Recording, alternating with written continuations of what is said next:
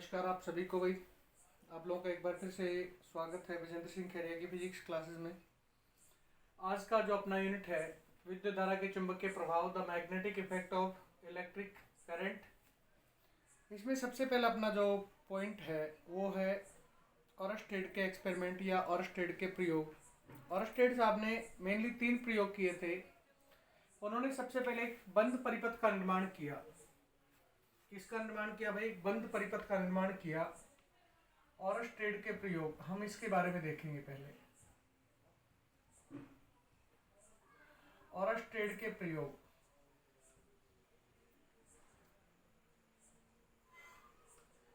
ये परिपथ तैयार किया था उन्होंने। पहले उन्होंने कुंजी नहीं लगाई, धारा नियंत्रक लगा दिया, इस परिपथ को बंद परिपथ में बदल दिया और इसके नीचे एक दिक्सूचक सुई लगा दी।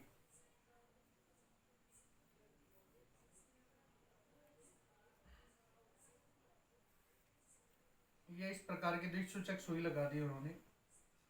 लेकिन इसमें चूंकि धारा का जो प्रवाह है I बराबर 0 है, इसलिए चुंबकीय सुई में विस्थापन का मान भी 0 है, S बराबर 0। ये डिस्प्लेसमेंट बता रहा हूं मैं। मैग्नेटिक लाइन में या मैग्नेटिक कॉइल में कोई डिस्प्लेसमेंट उत्पन्न नहीं हुआ। इसके बाद उन्होंने दूसरा प्रयोग किया। दूसरे प्रयोग में क्या किया उन्होंने? कुंजी लगा दी। दूसरे प्रयोग में ऐसा हुआ, कुंजी लगा दी और ये धारा नियंत्रक भी लगा दिया। इस परिपथ को बंद परिपथ में बदल दिया इस तरह से, और इसके नीचे दिक्सूचक सुई लगा दी। इसके नीचे क्या लगा दिया उसने? द्विसूचक सुई को लगा दिया। द्विसूचक सुई को जैसे ही उन्होंने यहां पे आरोपित किया, वैसे ही द्विसूचक सुई में विस्थापन उत्पन्न हो गया। ये छोटी सी द्विसूचक सुई मैं यहाँ पे बना रहा हूं, इस तरह की छोटी सी एक, ये N हो गया और ये S हो गया। लेकिन जैसे ही इसमें धारा का प्रवाह हुआ, I एम्पियर की धारा जैसे ही इसमें प्रवाहित हुई, वैसे ही इस द्विसूचक सुई में विस्थापन उत्पन्न हो गया इस तरह से। इस द्विसूचक सुई ने धारा के लंबवत होने का प्रयास किया। अपने तीसरे प्रयोग में ऑरस्टेड ने क्या किया? इस बैटरी की स्थिति को परस्पर बदल दिया। इस बैटरी की स्थिति को परस्पर बदलने से उसे क्या लाभ हुआ कि धारा की दिशा विपरीत हो गई, पहले की तुलना में विपरीत हो गई। ऐसा हो गया। अपने तीसरे प्रयोग में उन्होंने ये कर दिया भाई, मैंने अभी बताया आपको कि दिक्सूचक सुई की दिशा को बदल दिया। दिक्सूचक सुई की दिशा को बदलने के लिए उन्होंने क्या कर दिया? इस बैटरी की स्थिति को चेंज कर दिया। बाकी पूरा परिपथ सेम वही बना दिया, धारा नियंत्रक भी लगा दिया, बंद पाश भी निर्मित कर दिया, इस तरह से बंद पाश भी निर्मित कर दिया और इसके नीचे दिक्सूचक सुई को भी लगा दिया। ये लो दिक्सूचक सुई लगा दी है इसके नीचे यो। तो लेकिन अब क्या होता है कि इस दिक्सूचक सुई की दिशा जो पहले ऊपर की तरफ डिस्प्लेस हुई थी, वो अब नीचे की तरफ डिस्प्लेस हो रही है। क्यों? क्योंकि विद्युत धारा की दिशा परस्पर बदल गई है। दूसरे प्रयोग में जो विद्युत धारा की दिशा थी उसकी ठीक विपरीत विद्युत धारा प्रवाहित हो रही है। पहले धारा इधर जा रही थी, अब धारा वापस रिटर्न आ रही है। तो क्या देखते हैं ऑरस्टेड साहब कि इस दिक्सूचक सुई की दिशा इस प्रकार से बदल गई। अब ये इस तरह की गति दिखा रही है, अर्थात N ध्रुव जो है वो वापस से चुंबकीय क्षेत्र की दिशा में होने का प्रयास कर रहा है। इन 3 प्रयोगों के आधार पर, जिसमें पहले में तो क्या किया उसने? वो कुंजी नहीं लगाई तो धारा का प्रवाह ही नहीं हुआ। कुंजी नहीं लगने पे धारा का प्रवाह नहीं हुआ, धारा का प्रवाह नहीं हुआ तो कोई चुंबकीय डिस्प्लेसमेंट उत्पन्न नहीं हुआ, S बराबर 0। यहाँ पे S उत्पन्न जरूर हुआ है, लेकिन परपेंडिकुलर होने का प्रयास किया, इलेक्ट्रिक करंट के विद्युत धारा के लंबवत होने का प्रयास किया है। और तीसरे प्रयोग में क्या किया उन्होंने, इस बैटरी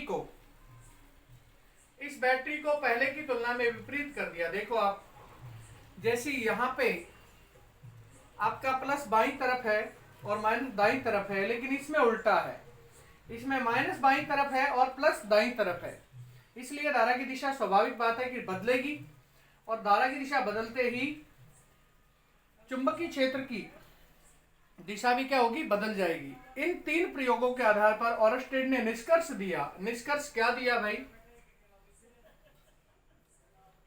निष्कर्ष क्या दिया उन्होंने, पहला निष्कर्ष दिया कि बिना विद्युत धारा के चुंबकीय क्षेत्र का उत्पादन संभव नहीं है। बिना धारा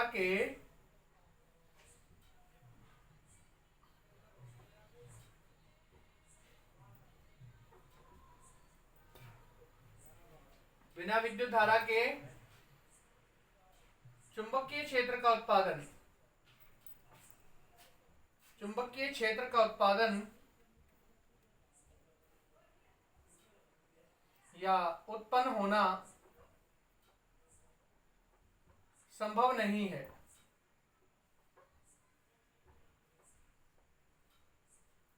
दूसरा निष्कर्ष क्या दिया उन्होंने कि चुंबकीय क्षेत्र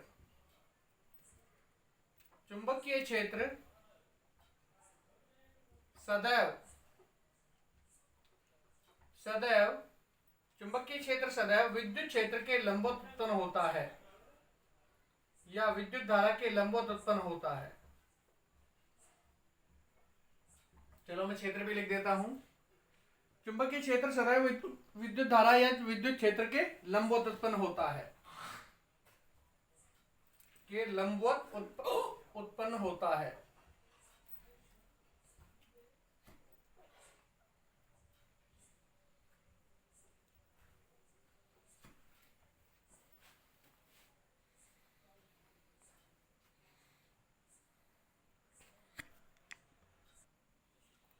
इसके बाद में अपना नेक्स्ट पॉइंट होगा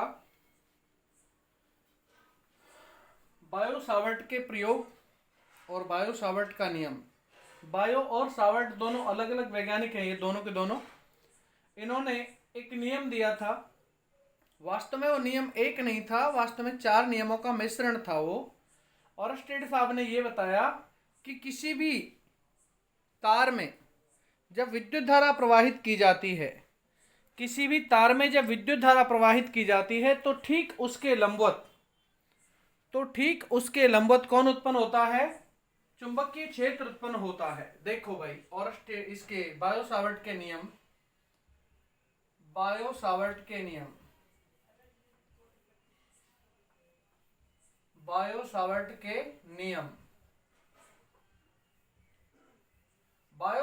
नियमानुसार किसी तार के चारों तरफ उत्पन्न होने वाला चुंबकीय क्षेत्र, उसमें से प्रवाहित धारा लिए गए लंबाई के अल्पांश और बनने वाले कोण की ज्या के समानुपाती और अभिष्ट बिंदु से बीच की दूरी के वर्ग के व्युत्क्रमानुपाती होता है। ऐसा नियम है किसका, बायो सावर्ट के नियम को कहते हैं हम लोग ये। तो डीबी समानुपाती आईडीएल साइन थीटा अपॉन में आर स्क्वायर, ये बायो सावर्ट का नियम है वास्तव में। लेकिन ये जो नियम है ये 4 उप नियमों का मिश्रण है। ये जो नियम आप लोगों के सामने जो मैंने लिखा है समीकरण के रूप में, ये 4 उप नियमों का मिश्रण है। तो देखो कौन कौन से वो नियम है। सबसे पहला जो नियम है, पहला नियम है बेटा धारा का नियम। इस नियम के अनुसार जैसे जैसे हम तार में प्रवाहित धारा की मात्रा बढ़ाते जाएंगे, मैं यहां से थोड़ा सा मिटा लेता हूं और फिर बनाता हूं यहाँ पे, ये लो।